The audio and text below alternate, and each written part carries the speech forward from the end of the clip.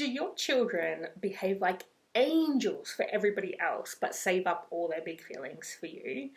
I'm Jodie Thornton, and today I want to talk about what this means really and what we can do to really handle it so that we don't end up emotionally exhausted all the time and then, basically not enjoying our lives and also just not being the parents we want to be because we're just consistently absorbing all those feelings.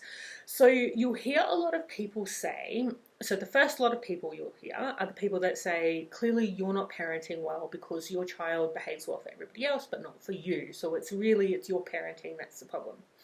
And then we hear a lot of the more modern parenting approaches saying, no, this is a good sign. You're doing the best job you can. What this means is your child feels safe with you to offload their feelings, and so this is part of parenthood, is actually absorbing those feelings, being their safe place, and just kind of cope better. Like, they really just say it as if, this is the way it's supposed to be. And you know what? If you're emotionally exhausted, that's really your problem because you have baggage, and it's not really, you just need to get over that. And I try really hard not to say those things with a dose of sarcasm, but I just get so frustrated when I hear people say that or read it online because it's not true and it's not helpful. And I really despise anything that puts any more guilt on parents. The guilt is just unnecessary and not helpful. So if we want to think about what this really means, is that yes, they might be holding themselves in. So a good one would be if they go to daycare and they know the expectations at daycare is that they will do as they're told, they will perhaps it's a daycare where they don't get a lot of support with the social difficulties that they might come up with, like just ordinary everyday stuff, and perhaps they don't feel like they can really let go of their emotional feelings during daycare. So then that would have them holding this all in all day, and then when they see you, they're letting it out. So there, what we see there is partly a bit of the window being shorter of their ability to hold in their feelings, and partly it's like a releasing of these are all the things that have happened and I need somebody to witness that. And they, depending on their age and their emotional awareness, they may or may not be using those words, but that's essentially what they're doing. And so when we think about what that means, it does really sound like, as the safe space, you really need to absorb all the feelings. But that's just not true. So feelings are not something that, something happens to me, I have a big feeling, and then I need to release that somewhere so that I can be okay again. That's the kind of modern approach to feelings. Compared to the older approach where we just don't have feelings, it's obviously more helpful. But if we take it one step further and recognize what are the feelings for, the feelings are to tell us whether we are or aren't getting our needs met. So I don't need to offload those feelings. I might need some help to recognize what the feelings are telling me.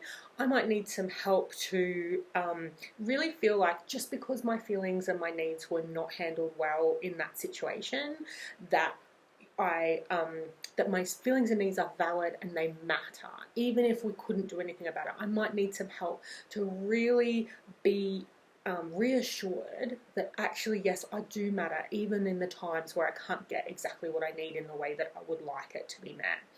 So those are things that might happen. Now, there are things that we can do that are like kind of almost like offloading feelings that can be constructive, like, for example, doing reconnection as soon as we see our kids when they've been in a place that's stressful, even if we've been there. So if you go to a family event, and I see this particularly for introverted kids, actually it goes both ways. Introverted kids might find the family events stressful because everybody wants to talk to them, everybody wants to expect them to engage in a way that's kind of socially acceptable, and they might not be feeling comfortable with that. Our extroverted kids, on the other hand, can feel really uncomfortable with sometimes adults expect them to behave as children, so like they don't get the same amount of respect or airtime. And other times, some of our children, who might also be me, can feel like there's not enough space for them to say. So my now 5-year-old will say things like, Mum, it's just that I have so many things to say. And of course my response is, I know, sweetie, I understand your struggle. But you can see how when you go to an event, even if you're there, when they come out of that event, they can need some time to reconnect and re-engage. We can also do things like doing high energy and fun things. So anything that gets the heart rate up while also being like fun, happy, laughing, that can help. It basically just helps your system reset. So the high energy allows us to get those good hormones in, and the laughter tells our nervous system that yes, it was a very stressful time, but in this moment, I'm good. In this moment, I'm not actually having any problems in this moment. So that can kind of help to be a reset. But I want to talk about the 3 things I want you to really focus on if you're the safe space for your parent, for your children. If you're the parent who really absorbs all their feelings, we want to shift that. And I've got 3 things that I want you to focus on. So the first one I want you to focus on is actually when other people tell you what you are and aren't doing that is either causing the problem, making the problem worse, or this wouldn't be a thing if only you were better. I want you to start using the bean dip strategy. So I got this one from Denise Duffield-Thomas, who is a money mentor. She talks about how when people want to talk about your business, but they actually don't understand how business runs and how it works and what's involved, we can kind of get into a place where we feel either uncomfortable because we don't have the results we think people are expecting, or perhaps we're uncomfortable because we've got like better results, and that's an uncomfortable conversation. There's a million reasons why we might not want to have that conversation. And what Denise says is that if someone is not a person that you enjoy talking about your business with, then you might answer the question and then go, have you tried the bean dip? It's delicious. And so you're not leaving us a gap in the sentence. So it might be, if you weren't so soft on them, they wouldn't have so many tantrums. And you might say, that might be true. Have you tried the bean dip? It's delicious. Now, I don't usually use the bean dip specifically. I might use something that, if it's a particular event and I can expect the comments, I might have some pre-thought of topics that really help me to change the subject really smoothly and easily. So it might be sporting with some people, it might be physical activity with somebody else, it's kind of the same thing, but anyway, it might be news topics or politics, or even talking about politics can be less fraught than talking about your parenting. But whatever it is, you're going to get out of that conversation because that person who is bringing you judgment and shame does not know how to help you. So there's no benefit to you in terms of shifting how you're handling things to continue that conversation. And that person who's bringing you judgment and shame is incredibly unlikely to ever understand your perspective. Now, I shouldn't say ever. It's incredibly unlikely that right now, in the place that you're at, where you're not feeling comfortable and confident about how you're doing it, it's unlikely that you're going to be able to hold the space that somebody who is still stuck in really cultural norms that are not healthy for us, it's unlikely that you're going to be able to stay grounded in a way that holds space for them and for yourself so that they can see your side of the picture. That being the case, what benefit is it to defend yourself? What benefit is it to try to get some information from them? That the conversation, very unlikely to give us anything. We just need to change the conversation, just change the subject and move on.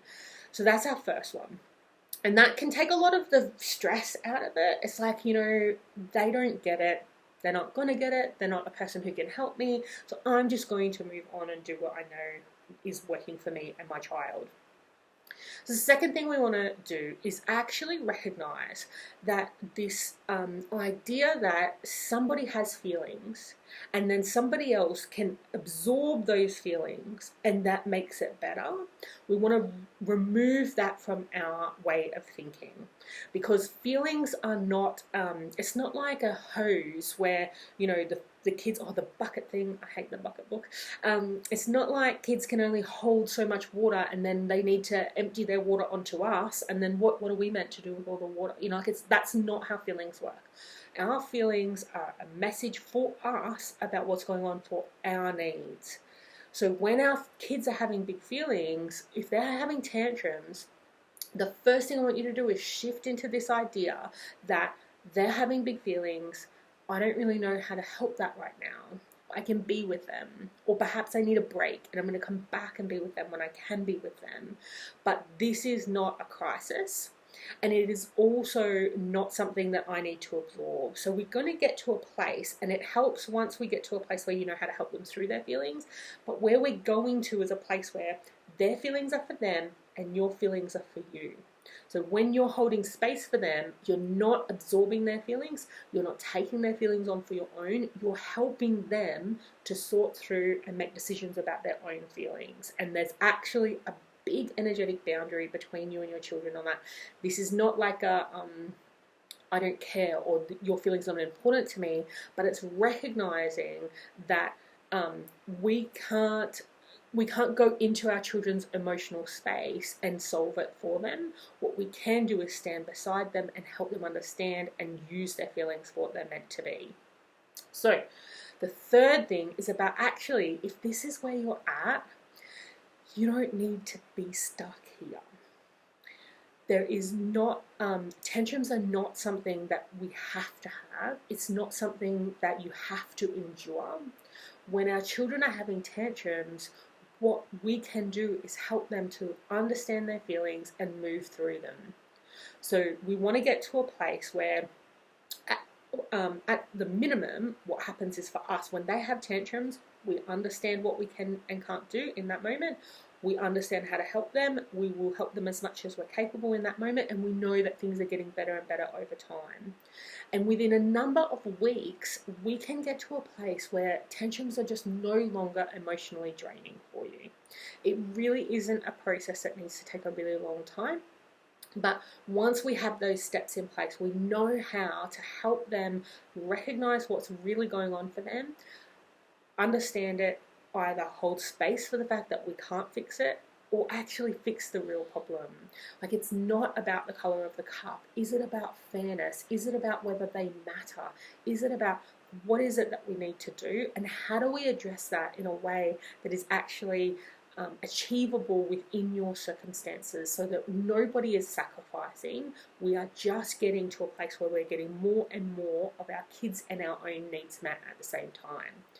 So if this is something that's that you're going through at the moment, my webinar next Thursday is about finding the real cause of tantrums. And that's one of those key pieces that we're looking at here, is that if we see the big feelings, if we're sitting there trying to absorb those feelings, we're missing the chance for them to get clear on what is this actually really about. And either once they see it and they can see, I can't fix it right now, but I feel like I matter, I feel understood, I feel confident in my ability to do it differently in another time, then our the tantrums happen less often. And when they do happen, they are shorter in duration.